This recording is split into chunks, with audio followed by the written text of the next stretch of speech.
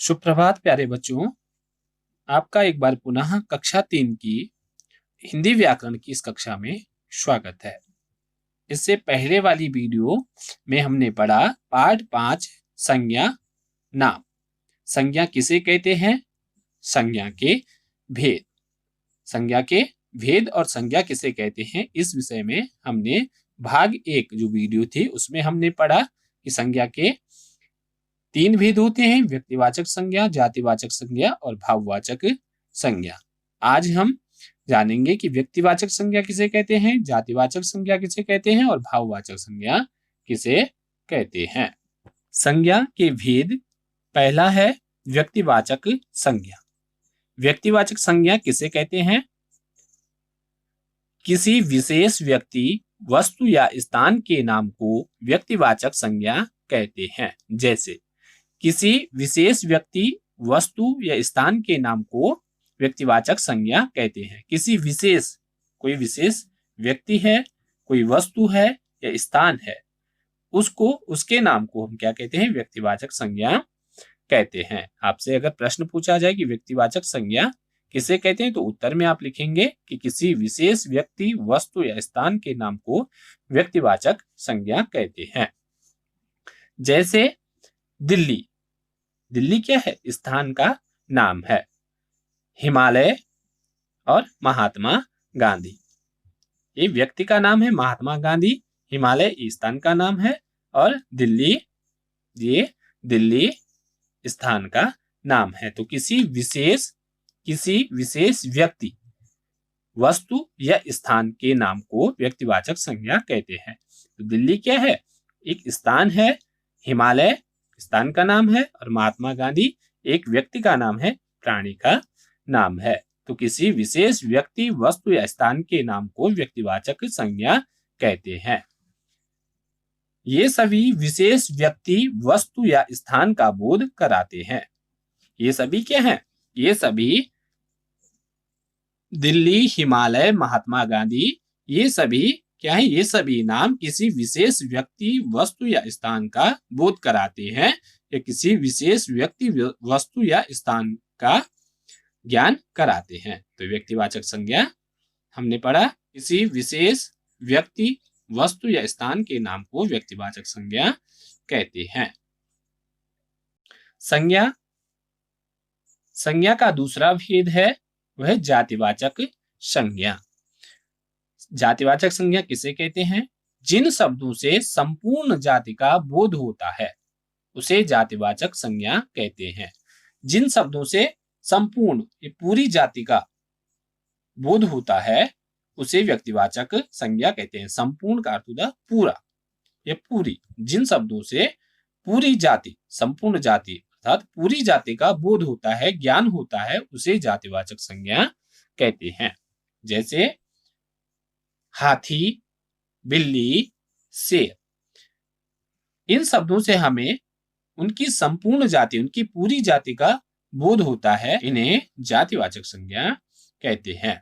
आपसे अगर प्रश्न पूछा जाए जातिवाचक संज्ञा किसे कहते हैं, तो आप उत्तर में लिखेंगे जिन शब्दों से संपूर्ण जाति का बोध होता है उसे जातिवाचक संज्ञा कहते हैं। हाथी शब्द है, इस शब्द से हमें इस जाति का संपूर्ण बोध होता है। इस शब्द से हमें संपूर्ण जाति का बोध होता है, तो ये क्या है? जातिवाचक संज्ञा है। बिल्ली शब्द से हमें संपूर्ण जाति का बोध होता है, संपूर्ण जाति का ज्ञान होता है, तो ये क्या है? जातिवाचक संज्ञा है। शेर शब्द से हमें संपूर्ण जाति का बोध होता है, उसकी पूरी जाति का बोध होता है, तो ये क्या है? ये जातिवाचक संज्ञा है। ये सभी पशु जाति का बोध कराते हैं। ये सभी हाथी, बिल्ली, शेर, ये सभी हमें पशु जाति का बोध कराते हैं। इनसे हमें पशु जाति का बोध होता है। तो जातिवाचक संज्ञा किसे कहते हैं? जिन शब्दों से संपूर्ण जाति का बोध होता है उसे जातिवाचक संज्ञा कहते हैं। नंबर 3, भाववाचक संज्ञा। भाववाचक संज्ञा किसे कहते हैं? किसी भाव, प्राणी व वस्तु के गुण, दोष या दशा का ज्ञान कराने वाले शब्द भाववाचक संज्ञा कहलाते हैं। भाववाचक संज्ञा किसे कहते हैं? किसी भाव, प्राणी व वस्तु के गुण दोष, उसके गुण और दोष या दशा का ज्ञान कराने वाले शब्द, गुण दोष और दशा का ज्ञान कराने वाले शब्द भाववाचक संज्ञा कहलाते हैं।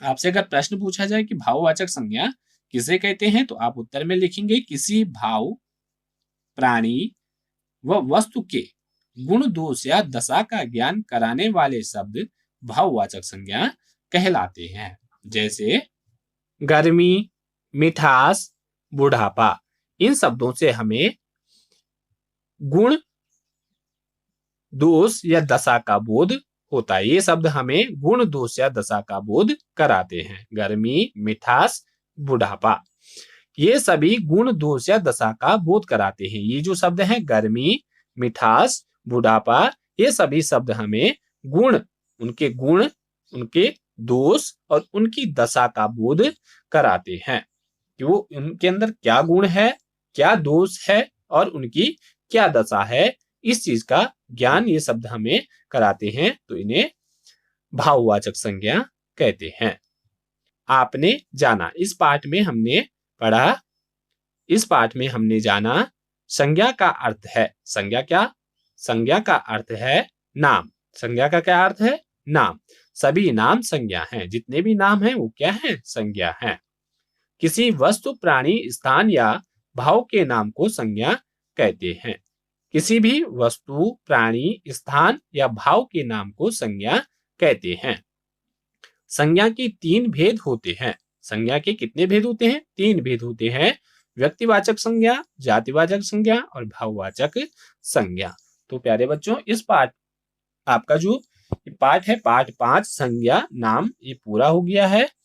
इस वीडियो में हमने पढ़ा संज्ञा के भेद। जो संज्ञा के 3 भेद थे, व्यक्तिवाचक संज्ञा, जातिवाचक संज्ञा और भाववाचक संज्ञा, इन तीनों भेदों के विषय में हमने, इन तीनों संज्ञा के भेदों के विषय में हमने आज जाना कि व्यक्तिवाचक संज्ञा किसे कहते हैं, जातिवाचक संज्ञा किसे कहते हैं और भाववाचक संज्ञा किसे कहते हैं। तो प्यारे बच्चों, आप इस वीडियो को ध्यानपूर्वक देखें, पढ़ें और समझें। धन्यवाद।